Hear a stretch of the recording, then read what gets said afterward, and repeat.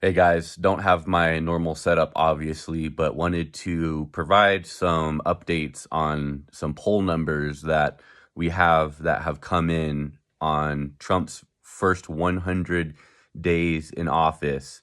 And what these polls are showing is that the American people are paying attention to this administration and they are not buying what Donald Trump is selling outside of that 30 to 35% of people that will support Donald Trump absolutely no matter what.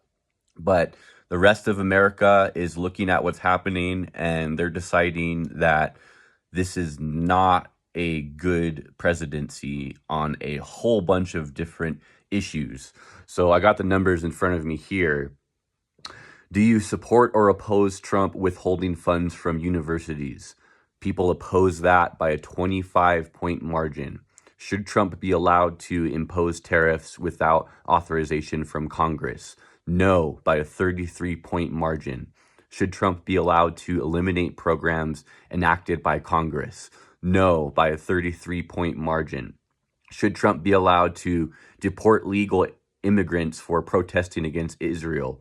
No, by a 46-point margin. Should Trump be allowed to send U.S. citizens to that prison in El Salvador like he's been threatening? No, he should not be allowed to do that by a 63-point margin. Should Trump be allowed to ignore an order from the U.S. Supreme Court? No, by a 70-point margin. Do you approve how Trump is managing the government? No. Do you approve of how Trump is managing trade? No. Do you approve of Donald Trump's executive orders rolling back DEI programs in the federal government? No. Do you approve of Donald Trump on the economy? No. Do you approve of Donald Trump on his handling of the Russia-Ukraine war? No. Do you approve of Donald Trump's handling of immigration? No. Do you approve of Donald Trump's treatment of the Kilmar Abrego Garcia case? No, by 21 points. So it's basically across the board, every single policy point that Donald Trump has implemented or has been seeking to implement, people are not buying it because really there's nothing in there for the middle class. There's nothing in there for working people across the United States of America that make up the vast majority of our population. There's just nothing. And I can't help but think back to January before Trump was inaugurated. And there was this article I read that was about shoving the presidency down Donald Trump's throat and basically going, okay, guys, you have the White House, you have the trifecta of power. Let's see what you got. Let's see what you're able to do. And let's see if any of the policy provisions that you're going to put forward, let's put them on blast because we know how unpopular they are. We know how they're not going to ultimately succeed, and that the Trump administration's points that they've made for their various policy points, we know they're bunk. So let's let Donald Trump let the American people have it. And when he does, let's point out each and every day, hey, this is Trump's fault over there. Hey, that's Trump's fault over there. And also what is happening is that the vast majority of the American people, they're not blaming Joe Biden anymore for the state of the economy. As Trump first came into office, people were still giving him a lot of slack and blaming things on Biden, even after Trump was inaugurated. But what we're seeing now is that the majority of the American people are blaming Donald Trump for the current state of the United States economy.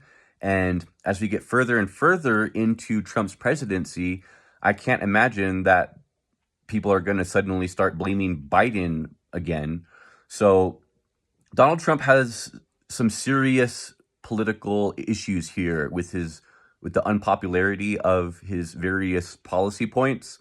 And we're already seeing that result in Donald Trump rolling back some of the most extreme tariffs that he was seeking to implement, as well as backing down against Harvard as they've continued to stand up against his attempts at bullying them into submission. And I wonder just how much of Donald Trump's sweeping authoritarian agenda he is even going to be able to implement ultimately. And I like to remind you guys that this is with the Republicans controlling the trifecta of government. So none of this bodes well for the Republicans in 2026. And it's really where, if this continues, where people continue to be unhappy with Donald Trump's policy provisions, if Donald Trump is going to continue to offer absolutely nothing to the American people that is going to make them want to support Donald Trump's policy, then I believe that we have a real opportunity for a blue wave in 2026 and 2028.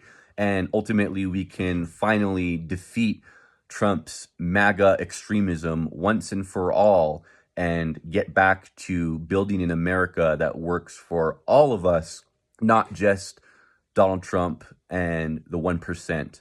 So that's all I got for you guys in this one. Thanks for watching. Be sure to like the video, subscribe to the channel, share with someone that's into politics, and I'll catch you guys in the next one. Take care.